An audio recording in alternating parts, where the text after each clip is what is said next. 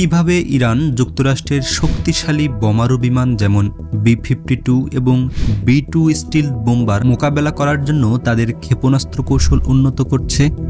এই ভিডিওতে আমরা বিস্তারিতভাবে জানব ইরানের নতুন ক্ষেপণাস্ত্র প্রযুক্তি, তাদের ভূগর্ভস্থ ক্ষেপণাস্ত্র ঘাঁটি, সমুদ্রভিত্তিক কৌশল এবং কিভাবে তারা যুক্তরাষ্ট্রের সামরিক শক্তির বিরুদ্ধে প্রতিরোধ গড়ে তুলছে। তাই শেষ পর্যন্ত আমাদের সাথে থাকুন এবং চ্যানেলটি সাবস্ক্রাইব করতে ভুলবেন না। চলুন আমরা প্রথমে এই বিষয়ের পটভূমি জেনে নিই। ইরান এবং যুক্তরাষ্ট্রের মধ্যে উত্তেজনা বহু বছর ধরে চলে আসছে।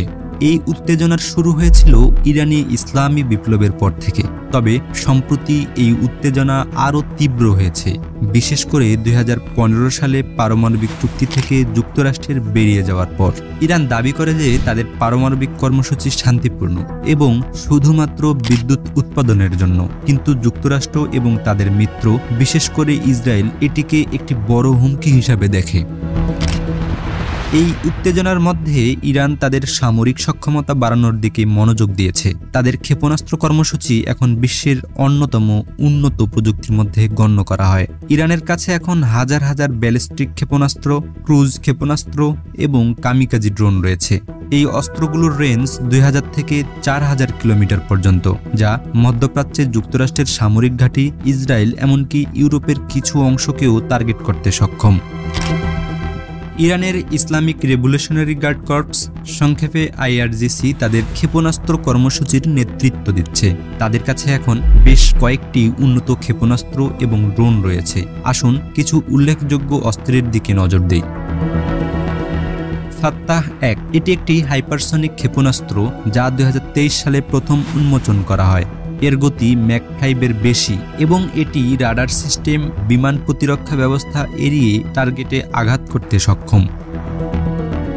খাইবার-শেকান এই ব্যালিস্টিক ক্ষেপণাস্ত্র রেঞ্জ 1450 কিলোমিটার এবং এটি অত্যন্ত নির্ভুল। 2024 সালে ইসরায়েলের বিরুদ্ধে এটি ব্যবহৃত হয়। খররমশাহর-4 এর রেঞ্জ 3000 কিলোমিটার, যা ইউরোপের কিছু অংশকেও টার্গেট করতে পারে। এটি একাধিক ওয়ারহেড বহন করতে সক্ষম। শাহেদ-136B এটি একটি কামিকাজি ড্রোন যার রেঞ্জ 4000 কিলোমিটার। এটি যুক্তরাষ্ট্রের দূরবর্তী সামরিক ঘাঁটি যেমন ডিয়াগো গার্সিয়া আক্রমণ করতে ব্যবহার করা যেতে পারে। জলফাগার এবং ফাজর ক্ষেপণাস্ত্র এগুলো মাঝারি রেঞ্জের ক্ষেপণাস্ত্র যা ইরানের আঞ্চলিক প্রতিরক্ষায় গুরুত্বপূর্ণ ভূমিকা পালন করে। ইরান তাদের ক্ষেপণাস্ত্র এবং ড্রোনগুলোকে ভূগর্ভস্থ ঘাঁটিতে সংরক্ষণ করে, যেগুলোকে তারা মিসাইল সিটি বলে। এই ঘাঁটিগুলো পাহাড়ের গভীরে অবস্থিত এবং অত্যন্ত শক্তিশালী। বিশেষজ্ঞদের মতে যুক্তরাষ্ট্রের বাংকারবাস্টার বোমাও এই ঘাঁটিগুলোকে ধ্বংস করতে পারবে না। এই ঘাঁটিগুলোতে হাজার হাজার ক্ষেপণাস্ত্র এবং ড্রোন সংরক্ষিত আছে। ইরানের দাবি তারা এই ঘাঁটিগুলো থেকে যে কোনো সময় আক্রমণ চালাতে প্রস্তুত। এছাড়া তাদের কাছে মোবাইল লঞ্চারও রয়েছে যা স্থানান্তর করা যায় এবং শত্রুর জন্য শনাক্ত করাও কঠিন। ইরান শুধু স্থলভিত্তিক ক্ষেপণাস্ত্রের ওপর নির্ভর করছে না, তারা তাদের সমুদ্রভিত্তিক কৌশলের ওপরও জোর দিচ্ছে। ইরানের নৌবাহিনী এবং IRGC নৌবাহিনী এখন অত্যন্ত শক্তিশালী। তাদের কাছে শহীদ মাহদাবি এবং শহীদ বাঘেনি নামে দুটি ড্রোন ক্যারিয়ার আছে। এই ক্যারিয়ারগুলো সমুদ্র থেকে ক্ষেপণাস্ত্র এবং ড্রোন উৎক্ষেপণ করতে পারে। এটি ইরানকে একটি বড় সুবিধা দেয়, কারণ তারা স্থলভিত্তিক ঘাঁটির ওপর নির্ভর না করে সমুদ্র থেকে আক্রমণ চালাতে পারে। এছাড়া তাদের কাছে অ্যান্টিশিপ ব্যালিস্টিক ক্ষেপণাস্ত্র রয়েছে যা যুক্তরাষ্ট্রের বিমানবাহী রণতরী এবং অন্যান্য জাহাজের জন্য হুমকি। ইরানের আরেকটি কৌশল হলো তাদের ক্ষেপণাস্ত্র এবং ড্রোনের গতিপথ গোপন রাখা। তারা এমন প্রযুক্তি ব্যবহার করে যাতে অস্ত্রগুলো রাডারে সহজে ধরা না পড়ে। উদাহরণস্বরূপ ফাত্তাহ-1 ক্ষেপণাস্ত্র অত্যন্ত দ্রুত এবং এটি রাডার এড়িয়ে চলতে সক্ষম।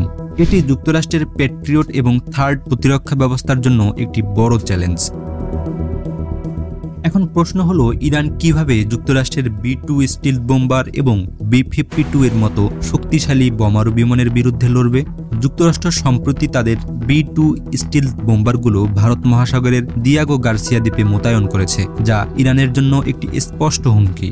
ইরানের কৌশলের মূল অংশ হলো তাদের ক্ষেপণাস্ত্র এবং ড্রোনের মাধ্যমে দূরবর্তী ঘাঁটি আক্রমণ করা। তাদের শাহেদ-136B ড্রোন এবং খররম শহর 4 ক্ষেপণাস্ত্রের রেঞ্জ ৩৮০০ কিলোমিটারেরও বেশি, যা দিয়াগো গার্সিয়াকে টার্গেট করার জন্য যথেষ্ট। তাছাড়া ইরান তাদের বিমান প্রতিরক্ষা ব্যবস্থা উন্নত করেছে। তাদের কাছে রাশিয়ার S-300 এবং দেশীয় বাভার 373 প্রতিরক্ষা ব্যবস্থা রয়েছে, যা স্টিলথ বিমান শনাক্ত করতে সক্ষম। ইরান দাবি করে যে তাদের রাডার সিস্টেম এখন B2 এর মতো স্টিলথ বোমারু বিমান শনাক্ত করতে সক্ষম। ইরানের আরেকটি কৌশল হলো স্যাচুরেশন অ্যাটাক বা একযোগে অসংখ্য ক্ষেপণাস্ত্র এবং ড্রোন দিয়ে আক্রমণ। এই কৌশলের মাধ্যমে তারা শত্রুর প্রতিরক্ষা ব্যবস্থাকে অভিভূত করতে চায়। উদাহরণস্বরূপ ২০২৪ সালের ইসরায়েলের বিরুদ্ধে ইরান ১৮০টিরও বেশি ক্ষেপণাস্ত্র এবং ড্রোন ব্যবহার করেছিল। এদিকে যুক্তরাষ্ট্র তাদের প্রতিক্রিয়া জানাচ্ছে। তারা মধ্যপ্রাচ্যে তাদের সামরিক উপস্থিতি বাড়িয়েছে। দিয়াগো গার্সিয়ায় B2 স্টিলথ বোমারু বিমান মোতায়েন ছাড়াও তারা USS কার্ল ভ্যান ভিনসন এবং USS হ্যারি এস ট্রুম্যান নামে দুটি বিমানবাহী রণতরী মোতায়েন করেছে। এছাড়া যুক্তরাষ্ট্র অতিরিক্ত ফাইটার জেট, প্যাট্রিয়ট এবং থার্ড ক্ষেপণাস্ত্র প্রতিরক্ষা ব্যবস্থা মোতায়েন করেছে। তারা ইরানের পারমাণবিক কর্মসূচি সম্পূর্ণরূপে বন্ধ করতে চায়। প্রেসিডেন্ট ট্রাম্প ইরানকে 2 মাসের সময়সীমা দিয়েছেন একটি নতুন পারমাণবিক চুক্তির জন্য, কিন্তু ইরান এই দাবি প্রত্যাখ্যান করেছে এবং বলেছে তারা কোনো চাপের মুখে সরাসরি আলোচনায় বসবে না। যুক্তরাষ্ট্রের মিত্র যেমন ইসরায়েল এবং সৌদি আরব এই পরিস্থিতিতে গুরুত্বপূর্ণ ভূমিকা পালন করছে। ইসরায়েল বারবার ইরানের পারমাণবিক স্থাপনায় হামলার হুমকি দিয়েছে এবং তারা তাদের F-35 স্টিলথ ফাইটার জেট মোতায়েন করেছে। এই পরিস্থিতি অত্যন্ত বিপজ্জনক। যদি ইরান এবং যুক্তরাষ্ট্রের মধ্যে সরাসরি কোনো সংঘাত শুরু হয়, তাহলে পুরো মধ্যপ্রাচ্য জুড়ে যুদ্ধ ছড়িয়ে পড়তে পারে। ইরানের প্রক্সি গ্রুপ যেমন লেবাননের হিজবুল্লাহ, ইয়েমেনের হুতি বিদ্রোহী এবং ইরাকের শিয়া মিলিশিয়া এই যুদ্ধে জড়িয়ে পড়তে পারে। এছাড়া রাশিয়া এবং চীনের মতো দেশগুলোর হস্তক্ষেপও এই পরিস্থিতিকে আরও জটিল করে তুলতে পারে। রাশিয়া ইতিমধ্যে ইরানকে সামরিক সহায়তা দিচ্ছে এবং চীন ইরানের তেলের বড় ক্রেতা। একটি বড় ধরনের সংঘাত বিশ্ব অর্থনীতিতে প্রভাব ফেলতে পারে, বিশেষ করে তেলের দামের ওপর। আজ আমরা বিস্তারিতভাবে জেনেছি ইরান কিভাবে তাদের নতুন ক্ষেপণাস্ত্র কৌশল, ভূগর্ভস্থ ঘাঁটি এবং সমুদ্রভিত্তিক ক্যারিয়ারের মাধ্যমে যুক্তরাষ্ট্রের বোমারু বিমানের বিরুদ্ধে প্রতিরোধ গড়ে তুলেছে। এই উত্তেজনা কোথায় গিয়ে থামবে তা এখনও অনিশ্চিত, তবে একটি বিষয় পরিষ্কার, কূটনৈতিক সমাধান ছাড়া এই সংকট ভয়াবহ পরিণতির দিকে যেতে পারে। আপনার মতামত কি? ইরান এবং যুক্তরাষ্ট্রের এই উত্তেজনা কিভাবে সমাধান হওয়া উচিত? কমেন্ট সেকশনে আমাদের জানান। আমাদের ভিডিও পছন্দ হলে লাইক করুন, শেয়ার করুন এবং চ্যানেলটি সাবস্ক্রাইব করতে ভুলবেন না। পরবর্তী ভিডিওতে দেখা হবে। আল্লাহ হাফেজ।